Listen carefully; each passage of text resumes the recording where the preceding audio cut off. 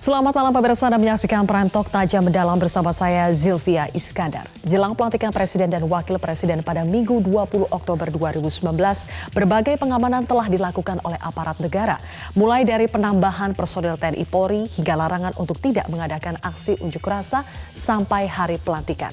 Hal ini dilakukan demi menjaga situasi tetap kondusif, mengingat pelantikan Presiden dan Wakil Presiden juga akan mengundang perwakilan negara-negara sahabat. Kami akan paparkan datanya untuk Anda. Kita akan lihat bersama di sini.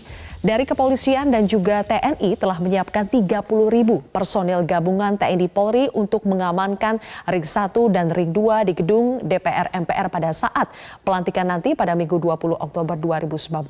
Kemudian dari Kapolda Metro Jaya Irjen Pol Gatot Edi tadi juga sudah menyampaikan bahwa mengeluarkan diskresi agar tidak mengizinkan adanya unjuk rasa yang terjadi pada tanggal 15 Oktober 2019 hingga 20 Oktober 2019.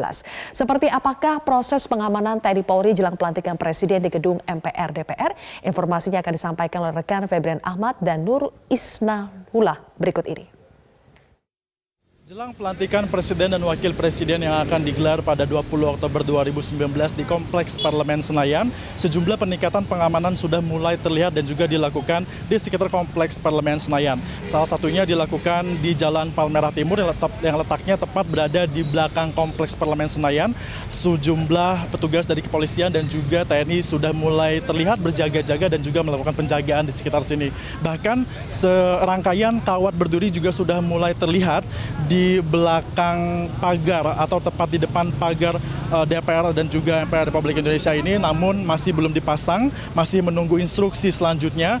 Dan selain kawat berduri juga sudah ada sejumlah rangkaian tameng yang juga sudah mulai disiagakan dan juga ada beberapa unit mobil rantis atau kendaraan taktis milik pihak kepolisian juga sudah mulai disiagakan di sejumlah titik, salah satunya berada di Jalan Palmerah Timur ini. Dan selain adanya sejumlah rangkaian kawat berduri, kemudian tameng dan juga rantis, pintu masuk untuk menuju ke DPR yang melalui aksesnya di Jalan Palmerah Timur ini juga sudah mulai ditutup dan juga tidak boleh ada pejalan kaki yang masuk ke DPR melalui pintu masuk yang ada di Jalan Palmerah Timur dan kemudian dialihkan menuju pintu masuk yang berada di depan gerbang utama DPR, yakni di Jalan Gatot Subroto. Sementara itu untuk Jalan Gatot Subroto juga sudah mulai disterilkan oleh pihak kepolisian yang tadi kami sempat berbincang bahwa pensterilan atau penutupan Jalan Gatot Subroto yang ada di depan gedung Parlemen Senayan ini diberlakukan mulai pada tanggal 14 Oktober 2019 sampai nanti tanggal 20 Oktober 2019 atau tepat saat pelantikan sedang dilaksanakan. Dan penutupan ini juga dilakukan situasional melihat apabila dibutuhkan untuk dibuka, maka masih ada kemungkinan bahwa nantinya ini akan ada dibuka jalan ini kembali. Selain itu, informasi yang kami dapatkan nantinya petugas gabungan dari TNI dan juga Polri akan ada sebanyak 27.000 petugas keamanan yang akan mengamankan proses pelantikan Presiden dan juga Wakil Presiden. Dari Jakarta, Febrian Ahmad, Nur Ihsanullah, Metro TV. Pemirsa, setelah melalui proses pemilu yang sangat menguras energi, elit-elit politik juga melakukan rekonsiliasi dan silaturahmi demi menjaga situasi tetap kondusif. Kita akan lihat satu persatu sejumlah pertemuan antara elit partai politik maupun dengan Presiden Joko Widodo yang telah terjalin menjelang pelantikan Presiden dan Wakil Presiden terpilih. Kita mulai dari pada hari Kamis 10 Oktober 2019. Ada pertemuan antara Presiden Joko Widodo dengan Presiden ke-6 Republik Indonesia yang juga sekaligus merupakan Ketua Umum dari Partai Demokrat SBY. Kemudian sehari setelahnya ada lagi pertemuan antara Presiden Jokowi dengan Ketua Umum Partai Gerindra dan juga yang menjadi rivalnya pada saat Pilpres 2019 Prabowo Subianto. Kemudian disusul dengan pertemuan di hari Senin antara Presiden Joko Widodo bersama dengan Ketua Umum PAN Zulkifli Hasan. Selain itu ada pertemuan-pertemuan antara ketum parpol yang terjalin setelahnya, misalnya antara Prabowo Subianto dengan Ketua Umum Partai Nasdem Surya Paloh, disusul lagi Prabowo Subianto dengan Ketua Umum PKB Muhaimin Iskandar, dan hari ini pertemuan antara Prabowo Subianto dengan Ketua Umum Partai Golkar Erlangga Hartarto. Presiden Jokowi yang terpilih kembali secara konstitusional telah bertemu dengan ketua-ketua umum partai yang selama ini berbeda sikap politik pada saat Pilpres. Di antaranya ada Ketua Umum Partai Demokrat, kemudian dilanjutkan dengan tadi ada pertemuan dengan Partai Ketua Umum Partai Gerindra Prabowo Subianto dan juga dari PAN Zulkifli Hasan. Kebesaran hati dari para elit politik dengan menunjukkan sikap persahabatan setelah berkompetisi layak kita beri apresiasi. Tetapi pertanyaannya sekarang bagaimana dengan masyarakat? Sudahkah masyarakat move on dari segala perbedaan pandangan dan pilihan politik? Lalu bagaimana mengawal pelantikan presiden dan wakil presiden agar tidak tercederai dengan upaya-upaya inkonstitusional seperti radikalisme dan terorisme? Untuk membahasnya telah hadir di studio ada 4 orang narasumber. Saya akan perkenalkan satu persatu. Yang pertama pemirsa adalah Sekretaris PP Muhammadiyah Kiai Haji Abdul Muti. Assalamualaikum, selamat malam. Waalaikumsalam warahmatullahi Pak Kiai wabarakatuh. Abdul Muti, kemudian selanjutnya ada Wasekjen PBNU Kiai Haji Masduki Baldowi. Pak Kiai Haji, selamat malam. Pak Abdul Muti, Ya, dan kemudian Pak Masduki Baldowi, dan selanjutnya ada juga cendekiawan Muslim Profesor Azumardi Azra. Prof Azra, selamat malam. Assalamualaikum. Waalaikumsalam warahmatullahi wabarakatuh. Dan berikutnya ada cendekiawan Katolik Romo Beni Susetio. Selamat malam, Romo Beni. Malam hari ini kita akan bahas bagaimana mengawal jalannya pelantikan Presiden dan Wakil Presiden terpilih agar bisa berjalan dengan lancar pada tanggal 20 Oktober nanti. Kita lihat sekarang proses pelantikannya tinggal 5 hari lagi, namun semakin mendekati pelaksanaan muncul isu keamanan yang mencuat terutama setelah peristiwa penusukan terhadap pejabat negara dan Menko Polhukam Wiranto yang dilakukan oleh orang yang diduga terpapar radikalisme. Nah, di sini bagaimana NU dan juga Muhammadiyah merespon ancaman keamanan jelang pelantikan terutama yang terkait dengan radikalisme dan terorisme. Saya mulai dari NU terlebih dahulu. Pak Masduki, bagaimana pendapat Anda? Ya, saya kira ini sesuatu kejadian yang baru dan sangat mengagetkan kita semua, yang menggambarkan di situ bahwa betapa orang-orang yang kemudian kita sebut sebagai seorang teroris itu begitu dekat dengan diri kita semuanya, gitu kan. Dan ini sesuatu hal yang sangat mengagetkan, dan tentu saja kita harus banyak mewaspadai segala hal ya terkait dengan persoalan-persoalan terorisme itu.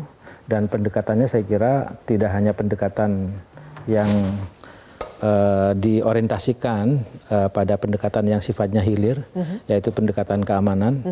Walaupun tentu saja pendekatan keamanan itu saya kira sangat baik, ya. Tetapi jangan sampai salah langkah, karena kalau sampai salah langkah itu akan kontraproduktif.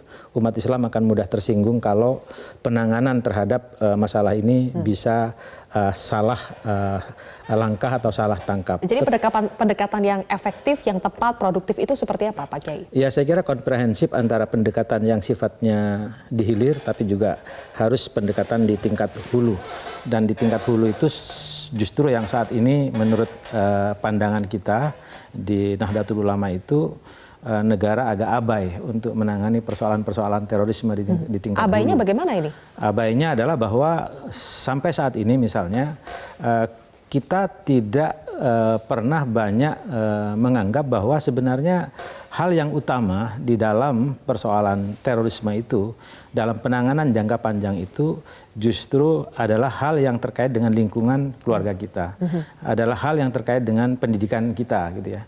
Seperti apa misalnya Kementerian Agama, Kementerian Pendidikan Nasional misalnya, Kemendikbud itu menangani persoalan ini terkait dengan masa depan anak-anak kita. Apakah dia mudah terpapar misalnya atau tidak. Saya kira sekarang bisa kita lihat itu indikator-indikator apakah terpapar atau tidak. Ini terlepas dari persoalan ya, bahwa misalnya ada satu analisis bahwa terorisme itu dikaitkan dengan kesenjangan ekonomi dan yang lain-lain. Itu saya kira faktor yang sifatnya eksternal. Tapi yang internal saya kira kita mulai di hulu seperti apa harus kita tangani, di hilir apa harus kita tangani. Itu harus terintegrasi dengan Nah, di sini peran NU, peran Muhammadiyah harusnya seperti apa, Pak Abdul Muti? Ya, saya kira kita ini kan organisasi sosial keagamaan, dan tanggung jawab keamanan itu secara struktural adalah wilayah dari kepolisian, sehingga memang kita tentu berharap agar polisi dapat bekerja dengan lebih baik lagi dan mengantisipasi berbagai kemungkinan yang ada. Kita tentu menyadari bahwa tidak ada satupun negara di dunia ini yang menyatakan dirinya aman dari ancaman terorisme. Ya. Amerika Serikat sekalipun sebagai negara yang menganggap dirinya superpower atau apapun namanya juga tidak luput dari berbagai kemungkinan itu. Tetapi saya kira juga peran-peran yang bersifat keamanan dengan pendekatan security yang merupakan wewenang dari kepolisian itu memang perlu diperkuat dengan peran-peran yang dilakukan oleh organisasi sosial keagamaan termasuk Muhammadiyah, NU dan yang lainnya. Karena memang beberapa aspek yang berkaitan dengan ekstremisme itu berakar pada pemahaman mengenai suatu keyakinan. Ada faktor mindset yang memang mempengaruhi seseorang untuk melakukan sesuatu. Dan faktor mindset itu kemudian berkait dengan faktor belief atau keyakinan terhadap sesuatu. Dan itu memang tidak bisa dideteksi secara militeristik. Karena pendekatan itu memang harus bersifat ideologis, pendekatan itu harus bersifat edukatif.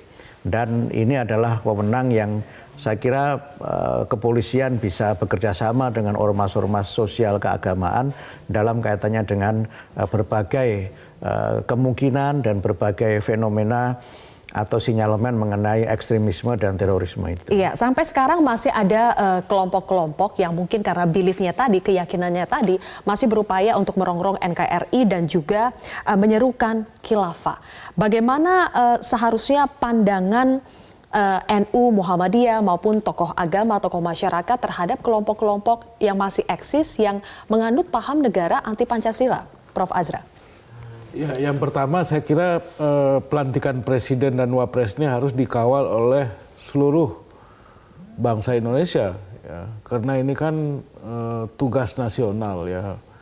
Jadi tidak cukup hanya dengan polisi, tapi juga mahasiswa, saya kira ormas, NU, Muhammadiyah, sekolah, ya kan, semua harus ikut. Karena apa? Ini ya tugas nasional ini. Kalau kita juga melihat sebetulnya di media sosial itu masih ada pihak-pihak kalangan-kalangan yang masih menolak hasil pemilu, itu masih ada, ya kan? Ya, tapi kita perlu ingatkan mereka kalau mereka misalnya memang masih belum bisa menerima kepemimpinan nasional yang mau dilantik ini, saya kira tunggu aja 5 tahun yang akan datang, ya kan? Tidak usahlah melakukan hal-hal yang kontraproduktif, ya.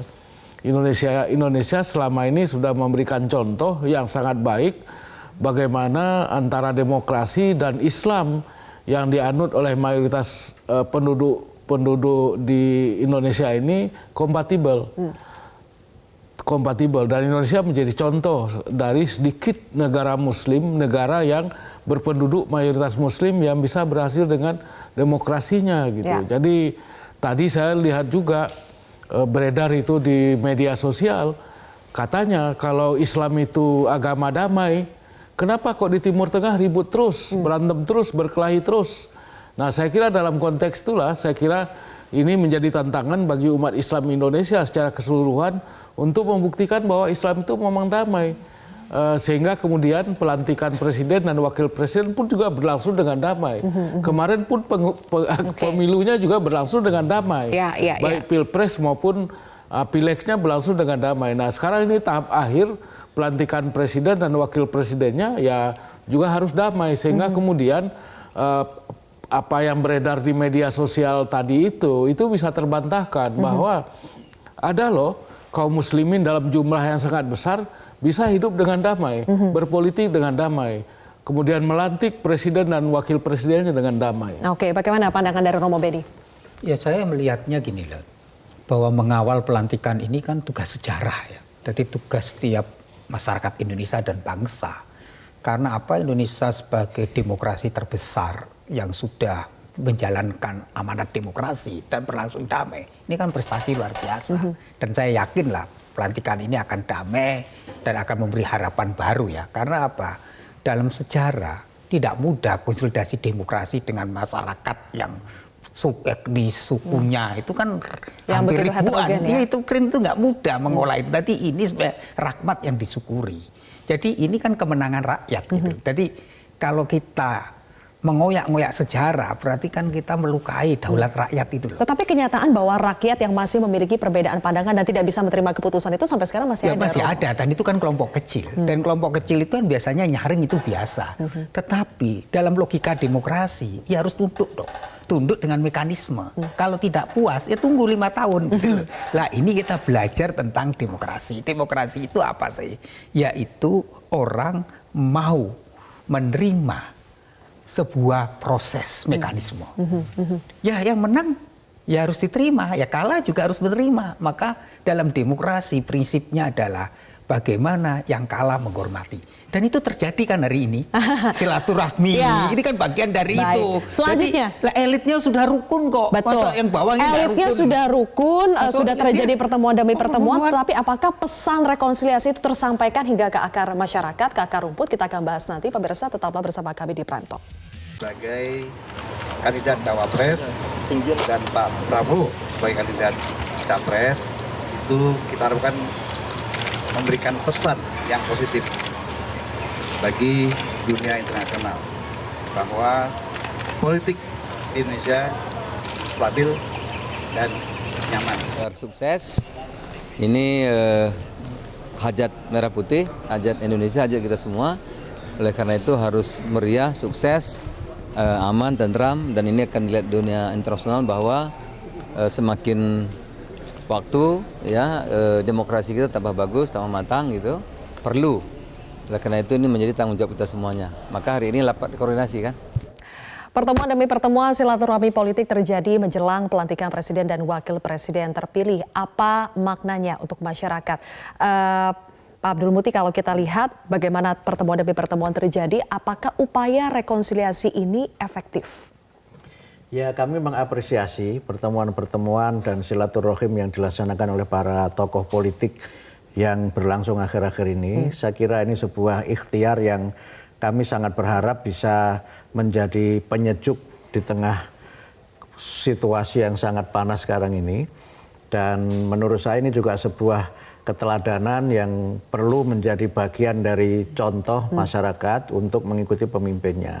Kita lihat seperti di gambar itu Pak Jokowi dengan Pak Prabowo sudah sangat mesra bersalaman gitu, dan saya kira para pendukung keduanya juga perlu untuk hidup lebih rukun lagi. Dan tadi Bang Zul, Wakil Ketua MPR, juga menyebut itu sebagai sebuah hajat merah putih, sehingga sekarang saatnya kita move on.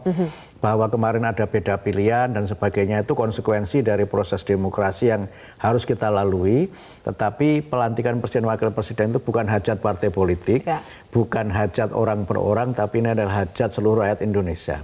Apalagi sudah berlangsung secara demokratis dan konstitusional. Jadi karena itu maka ada teman saya yang bercanda, udahlah masyarakat ikut pemimpinnya saja, orang yang di atas sudah dapat faid dan ghanimah politik kok, yang di bawah masih kisruh, kira-kira begitu. Masalahnya yang di bawah nggak dapat. Pak Mas Duki, biasanya mencairkan kebekuan di antar pendukungnya itu lebih sulit daripada di antar elit politik. Nah, di antar pendukungnya ini bagaimana supaya kebekuan itu mencair? Ya, jadi masyarakat Indonesia itu ya saya kira sebagian besar masih menganut patron klien lah ya. Jadi kalau santri biasanya dalam banyak hal itu mengikuti kiainya dan seperti itu. Sehingga kalau di atas sekarang sudah melakukan rekonsiliasi yang seperti itu, saya kira itu sangat kondusif di bawah gitu ya, sangat kondusif. Tetapi memang ada beberapa pihak kecil ya yang tidak akan pernah bisa berubah gitu kan. Satu contoh misalnya survei menyatakan bahwa ada orang yang percaya bahwa Presiden Jokowi itu PKI. Misalnya itu lebih dari 10 juta orang. Saya kira ini karena pengaruh dari proses media sosial dalam proses pembohongan yang mengalir terus-menerus sehingga menciptakan satu opini di otaknya, di crock brain-nya itu, dan ini susah berubah. Untuk yang hal seperti itu ya memang ya harus kita pelan-pelan ya, dan itu tidak bisa dihilangkan begitu saja. Satu contoh misalnya kemarin ketika kejadian Bapak Wiranto, sebuah musibah nasional, pemimpin kita itu ditusuk oleh teroris, tapi juga ada satu pendapat di media sosial bahwa itu adalah rekayasa misalnya. Nah, kelompok yang seperti itu akan selalu ada. Tetapi saya kira mainstream dari masyarakat di bawah, saya kira akan sangat tentram dengan contoh-contoh yang diberikan oleh para pemimpinnya ya. Rekonsiliasi di atas itu akan berpengaruh sangat bagus ke bawah. Saya kira itu. Oke, kalau Romo Beni melihatnya ini masyarakat menangkapnya ini sebagai semangat rekonsiliasi yang murni, yang tulus, atau masyarakat juga melihatnya ini sebagai lobi-lobi politik demi mendapatkan kekuasaan? Ya, dalam politik itu kan seni ya. Artinya bisa sebagai makna simbolik ya. Simbolik dalam pengertian kalau pemimpinnya sudah bersatu rukun, ya pendukungnya juga harus tahu diri gitu. Arti dalam pengertian begitu. Jadi pendukungnya merasa, oh ya sudah pemimpinnya bersatu kok. Terus tapi juga ada makna yang lain. Bahwa dalam politik itu selalu seni untuk merebut kekuasaan. Silaturahmi bagian dari bagi-bagi kekuasaan itu sebenarnya hal yang wajar juga. Kalau kita belajar demokrasi Indonesia, mengapa demokrasi Indonesia relatif stabil? Ya karena power sharing itu. Satu riset misalnya seorang intelektual dari Australia mengatakan transisi di Indonesia lebih damai, lebih aman karena ada bagi-bagi kekuasaan itu. Jadi ini juga dilihat dari sisi politik praksis, tapi juga dalam politik secara umum bahwa apa yang dilakukan ini satu bentuk dalam teori, dalam praktek simbolik, yaitu elit-elitnya sudah rukun. Kalau elitnya rukun, ya pendukungnya ya dengan sendirinya. Tapi kalau dengan syarat bisa rukun, demokrasi itu identik dengan bagi-bagi kekuasaan, tapi juga ada pendapat yang mengatakan demokrasi itu ya harus balance. Ada yang di dalam, ada yang di luar harusnya pemerintahan. Begitu. Harusnya kan harus ada oposisi. Betul. Lah tetapi persoalannya adalah politik itu pragmatisme. Jadi politik itu selalu ada duude, saya dapat apa, murai apa. Itulah politik gitu. Jadi politik itu bukan ideal. Lah kita kerap kali politik itu melihatnya ideal. Oke, kalau kita berbicara yang ideal sekarang tuh Prof. Azra seperti apa? Ini sepertinya semuanya ingin merapat ke koalisi pemerintah, tetapi di satu sisi kita pun masih butuh fungsi check and balance. Iya, itu satu hal. Jadi memang idealnya ya jangan semua masuk kabinet, semua masuk pemerintahan. Memang yang jelas-jelas ada di luar itu ya PKS ya kan.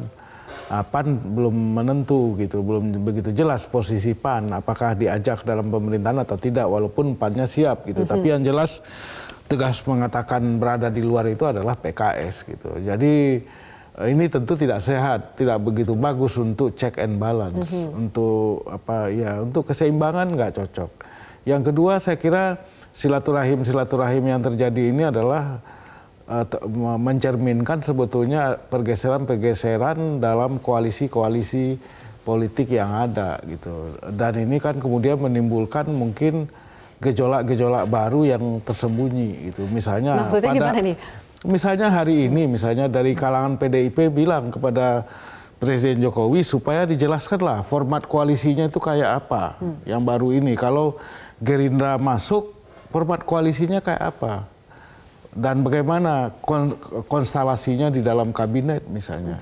Jadi ini sebetulnya mencerminkan juga ada pergeseran peta sebetulnya yang kemudian akan mempengaruhi tentu saja sedikit banyak Presiden Jokowi. Nah, Presiden Jokowi sendiri kan sebetulnya dia bukan ketua partai, bukan juga pewaris partai, ya kan?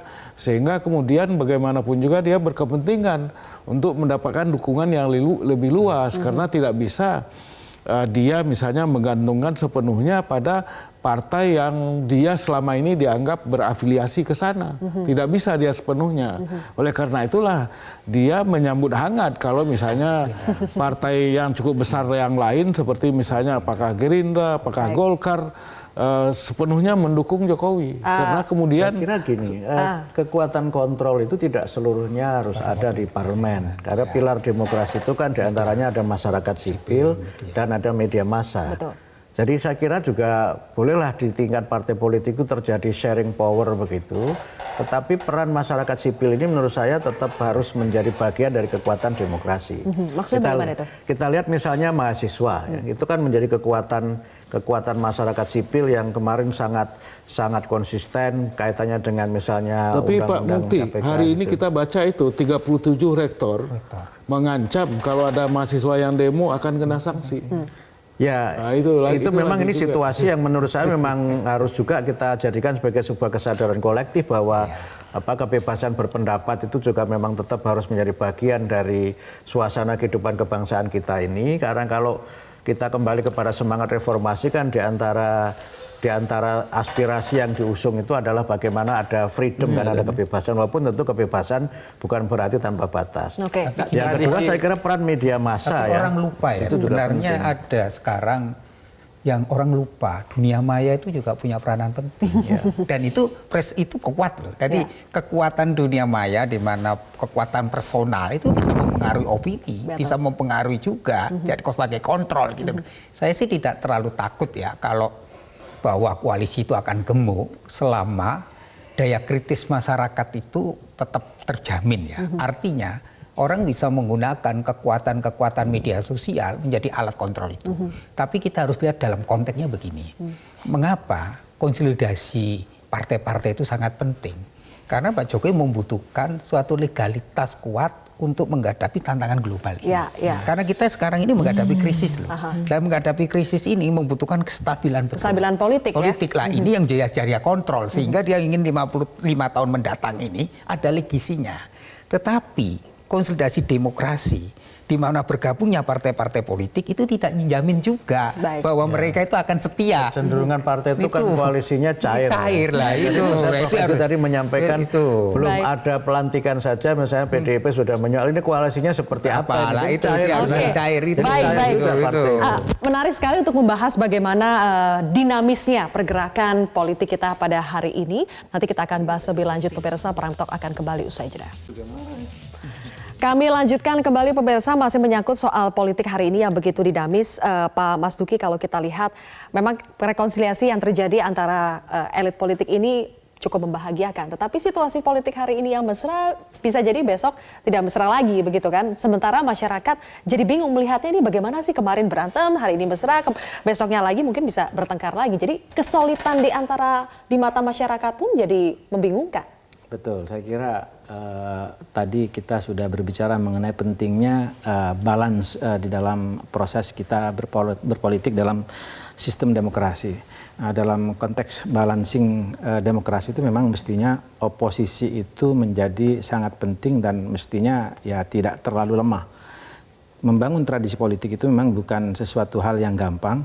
Membangun tradisi itu sangat penting dan saat ini sebenarnya adalah bagian dari bagaimana kita melakukan konsolidasi sebenarnya. Dan konsolidasi itu akan sangat bagus apabila cerminan dari kekuatan-kekuatan partai politik di DPR itu ada yang sedikit bisa menahan lapar gitu ya. Jangan semuanya tidak bisa menahan lapar lantas kemudian semuanya bergabung ke dalam kue kekuasaan. Nah, itu tidak mendidik kepada rakyat. Hal yang bisa mendidik kepada rakyat itu adalah apabila ya kita konsisten melakukan pengkritikan terhadap jalannya kekuasaan, itu saya kira menjadi bagian dari ibadah di dalam demokrasi sebenarnya. Jadi jangan semuanya bergabung ke dalam kue kekuasaan. Mana bagian ghanimah saya, mana jangan itu. Saya kira justru ini menunjukkan itu. Ghanimah itu artinya harta rampasan. Ghanimah itu. Nah, jangan semuanya berebut ghanimah. Nah, itu tidak menunjukkan hal yang baik kepada rakyat. Harta rampasan. Nah, jadi dalam konsolidasi demokrasi, perebutan ghanimah itu tidak menunjukkan hal yang baik. Justru akan sangat baik apabila di dalam konsolidasi demokrasi itu menunjukkan bahwa saya siap lapar untuk demi pemilih saya dan demi rakyat saya. Biar di bawah tidak bingung, itu adalah pendidikan politik yang baik. Oke. Bagaimana pendapat Prof. Romo Beni? Saya melihatnya gini, justru ini menjadi contoh baik ya bagi masyarakat bahwa dalam politik itu jangan buta. Karena kalau politik rasional, orang akhirnya melihat bahwa transaksi politik itu terjadi dan disitulah konsisten seseorang gitu. Justru rakyat bisa menilai partai-partai mana yang konsisten, mana yang tidak gitu loh. Jadi kalau memang melihat konsisten, harusnya kan partai itu kalau mau ya berpikir 5 tahun mendatang, ya dia harus memilih di luar pemerintahan dan dia harus menjalankan fungsi oposisi dengan memberi argumentasi, mencarikan solusi, tapi dia harus tampil sebagai oposisi yang memiliki ketangguhan. Dan terbukti kan PDI 10 tahun jadi oposisi akhirnya menang 2 kali kan, karena konsisten. Lah persoalannya mampu nggak menahan nafsu berkuasa itu. Karena kekuasaan itu nikmat gitu loh. Lah berpuasa terhadap kekuasaan itu nggak gampang gitu loh. Jadi ini harus ada pertobatan dalam partai politik gitu loh. Kalau partai politik tidak bertobat, artinya pragmatisme. Dia ingin mendapatkan kekuasaan lewat kalau jadi menteri, maka posisi menteri ini kan dengan mudah dipakai menjadi kendaraan politik. Karena ini perebutannya kan 5 tahun mendatang itu kan. Di tengah pragmatisme partai politik dan masyarakat juga menanti sebetulnya bagaimana kepastian politik mendatang, bagaimana peran dari ormas keagamaan seperti NU dan juga Muhammadiyah untuk menyejukkan situasi yang mungkin begitu dinamis di tengah masyarakat. Ya, yang pertama saya kira berpolitik itu kan tadi Romo Beni menyebut bukan sesuatu yang ideal, tetapi dia adalah instrumen. Dia adalah cara untuk kita meraih negara yang adil, makmur seperti yang kita cita-citakan itu. Karena politik itu bukan tujuan, maka kita harus memaknainya sebagai bagian dari alat untuk kita mencapai itu. Tetapi alat ini juga kemudian jangan diperalat. Gitu. Kan seringkali orang menjadikan alat itu diperalat untuk tadi semata-mata tujuannya adalah kekuasaan. Yang kedua, ya berpolitik itu, berpartai itu kan semuanya asasnya sekarang sudah Pancasila. Jadi secara ideologi juga akan relatif sama, sehingga jangan terlalu kaku di dalam berpolitik, tetap harus luas, fleksibel, sampai ada yang bilang kan politik itu kan sudah pol mas bisa diotak-atik.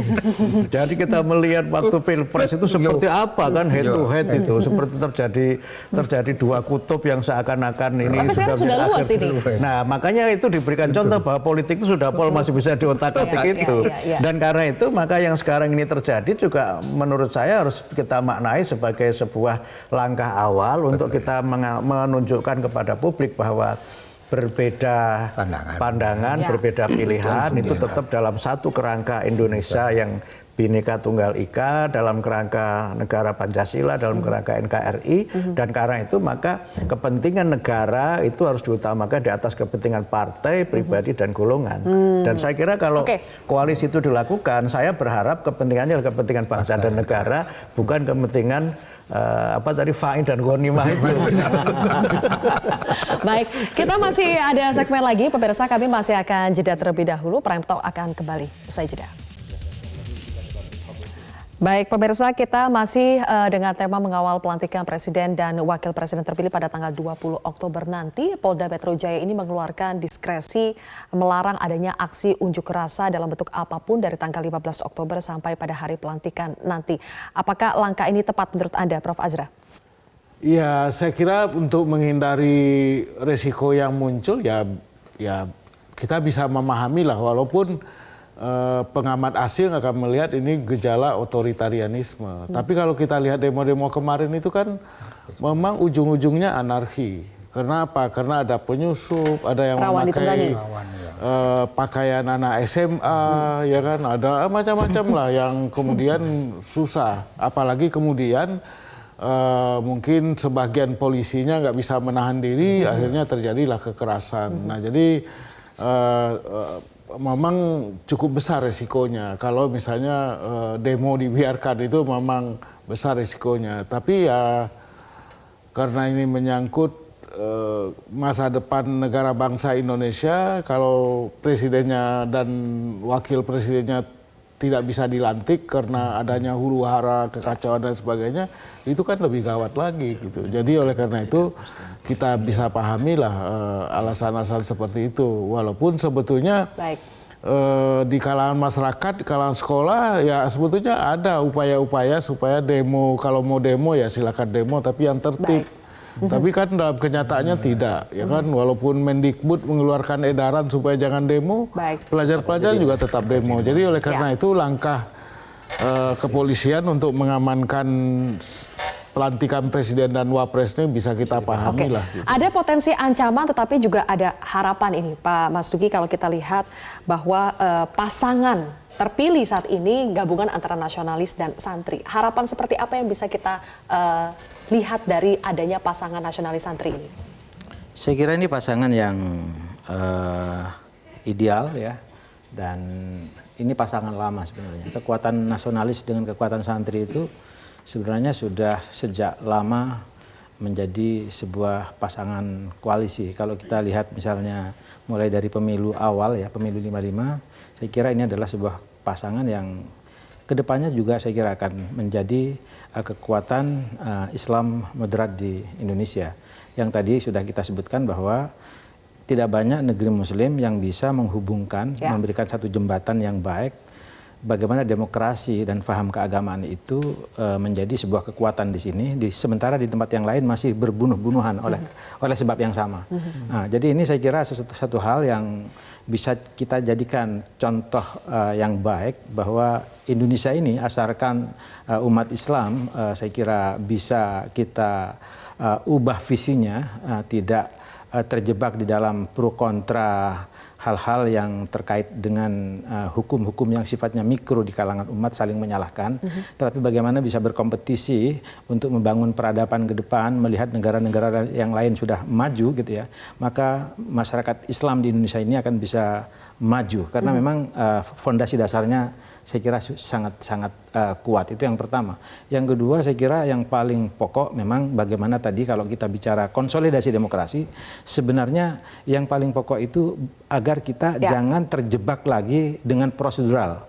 Jangan terjebak oleh demokrasi NPWP kata-kata orang di bawah itu. Demokrasi nomor piro wani piro, jadi dibayar di awal, itu saya kira merusak demokrasi. Jadi dari yang sifatnya prosedural itu harus naik pangkat ke substansial. Demokrasi, saya kira itu intinya. Baik, kita masih ada satu segmen lagi pemirsa, nanti silakan Romo Beni dan juga Pak Abdul Muti untuk menimpali, kami masih akan kembali sesaat lagi. Pemirsa, sampai hari ini persoalan radikalisme, terorisme maupun instabilitas politik masih terjadi dan membayangi proses pelantikan dari Presiden dan Wakil Presiden terpilih 2019. Agar pelantikan bisa berjalan dengan aman, lancar, dan juga bagaimana proses demokrasi dan juga proses pembangunan Indonesia ke depan bisa jauh lebih baik lagi dari yang sudah ada, apa imbauan Anda, Pak Abdul Muti? Ya, yang pertama marilah kita bangun sebuah kesadaran kolektif bahwa hajat pelantikan presiden dan wakil presiden itu adalah hajat kenegaraan. Ini adalah pertaruhan Indonesia sebagai negara demokrasi dan ini adalah pertaruhan masa depan Indonesia. Marilah kita bersama-sama membangun sebuah kesadaran bahwa awal yang baik adalah bagian dari kesuksesan kita membangun Indonesia minimal 5 tahun yang akan datang dengan lebih baik. Tentu kalau ada masyarakat yang ingin melaksanakan aksi atau menyampaikan opini, tentu kan banyak sekali saluran yang bisa kita lakukan untuk menyampaikan pendapat itu. Tidak mesti harus melalui demonstrasi. Walaupun kalau toh misalnya memang demonstrasi ya tentu dengan cara-cara yang aman dan damai. Tapi poinnya adalah bahwa kita semuanya ingin agar kehidupan kebangsaan ini semakin damai dan kita ingin agar pelantikan nanti itu berjalan secara aman dan nyaman. Baik itu karena itu awal yang modal kita ya. Betul. Modal yang baik. Ya. Silakan Romo Beni. 5 tahun ini kan akan menentukan bangsa ini menjadi bangsa besar atau kita masuk dalam museum sejarah. Artinya kita mengakhiri lah polemik ini. Jadi polemik ini sudah kita akhiri, kita sepakati siapa yang terbaik ya sudah kita pilih dan harus legowo menerima ini. Nah, kita melihat secara simbolik elit politik sudah bertobat, artinya sudah mulai membangun rekonsiliasi, mau membangun komitmen baru untuk apa? Menghadapi tantangan global ini. Karena apa? Kita menghadapi krisis yang berbeda dengan 96, 98, karena krisis ini sekarang adalah krisis yang sistematik, tetapi juga polanya baru sama sekali. Dan dalam dunia semacam ini kita membutuhkan persatuan. Jadi saatnya lah semua unsur bangsa bersatu padu untuk apa? Mewujudkan Indonesia yang jaya dan bagaimana mengaktualisasikan cita-cita proklamasi masyarakat yang sejahtera, adil dan makmur. Itu yang kita inginkan. Sehingga kita mengakhiri polemik dan mengakhiri kegaduhan dengan mengatakan saatnya lah kita bersatu. Betul. Dan saatnya kita menatap ke depan. Tantangan ke depan masih begitu besar, hanya persatuan dan kesatuanlah yang mampu membuat kita dapat menjalankan berbagai target-target negara kita ke depan. Terima kasih Bapak-Bapak telah hadir bersama saya di sini di Prime Talk. Pemirsa, demikianlah akhir dari Prime Talk. Saya Zilvia Iskandar pamit undur diri. Tetaplah bersama kami di Metro TV. Metro TV, knowledge to elevate.